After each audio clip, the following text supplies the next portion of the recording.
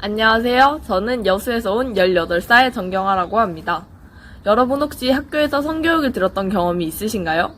그렇다면 그 수업 시간에 배우는 내용에 흥미를 느끼거나 실제 도움이 되거나 구체적이었다고 생각하시나요?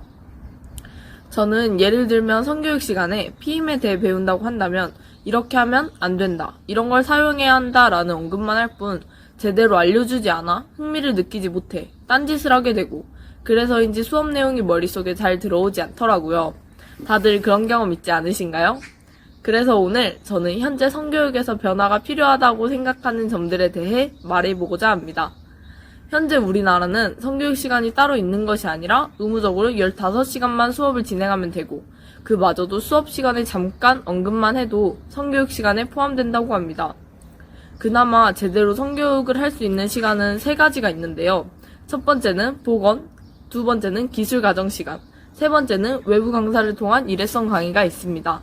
하지만 외부 강사를 통한 강의는 한 번에 많은 학생들이 모여 강의를 듣기에 집중하기 힘듭니다. 또한 보건 수업은 선택 과목이기 때문에 학교에 따라 교육을 받지 못할 수도 있고, 만약 보건 수업을 듣는다 해도 보건교사는 성교육 전문 강사가 아니기에 제대로 된 성교육을 배울 수 없습니다. 그렇기에 성교육의 의무교육으로 전문 강사에게 수업을 들어야 한다고 생각합니다. 실제 독일, 프랑스, 미국 등 선진국들은 성교육의 의무교육을 실시했습니다. 여러분은 어릴 때 자기가 어떻게 태어났는지 궁금하지 않으셨나요? 미국에서는 나이대별로 자기가 어떻게 태어났는지를 궁금해하는 초등학생 때는 생물학적인 설명을 하고, 신체의 변화를 직접 경험하는 중학생 때는 신체의 변화, 그리고 고등학생에게는 성병 예방과 피임, 이렇게 그 나이에 필요하거나 도움이 될 만한 내용을 가르친다고 합니다. 그래서 저는 체계적이고 학생들도 집중할 수 있는 성교육을 할 수 있지 않을까 생각합니다. 그리고 미국에서는 학교를 졸업하기 전에 아기 모형으로 육아 시뮬레이션을 실시하여 무분별한 성관계에 대한 피임의 중요성을 깨닫게 합니다. 또한 궁금한 점이 생기면 질문할 수 있는 익명 Q&A 시스템이 있다고 합니다. 이렇게 우리나라도 자유롭게 궁금증도 해소하여 좋지 않은 방법으로 궁금증을 해소하지 않도록 하면서 피임이나 성병 예방에 대한 교육을 체계적으로 실시했으면 합니다. 마지막으로 변화해야 하는 한 가지가 더 있습니다. 그건 바로 성교육 표준안입니다.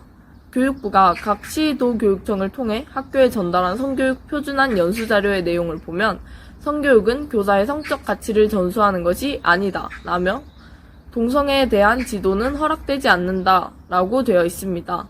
그리고 다양한 성적 지향을 가리키는 용어 사용을 금지한다거나 기존 교육안에서 성소수자 내용을 삭제하라는 문구도 있었습니다.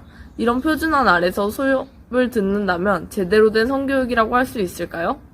성교육은 성차별이 아닌 성평등을 가르쳐야 하는 것이 아닌가요?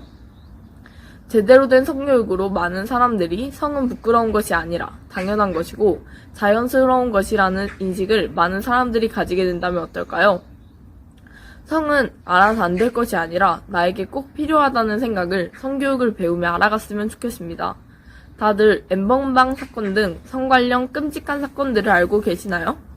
저는 이와 같은 무서운 사건들이 화제가 될 때마다 과연 제대로 성교육을 받았다면 이런 사건이 일어났을까? 라는 생각도 들면서 성교육의 변화가 정말 필요하다고 느끼는 바인데요. 그래서 저는 성교육에 대해 긍정적인 변화가 있다면 이런 성범죄자들도 줄어들고 많은 사람들이 자기 자신을 더욱 소중히 할 수 있을 것이라고 생각합니다.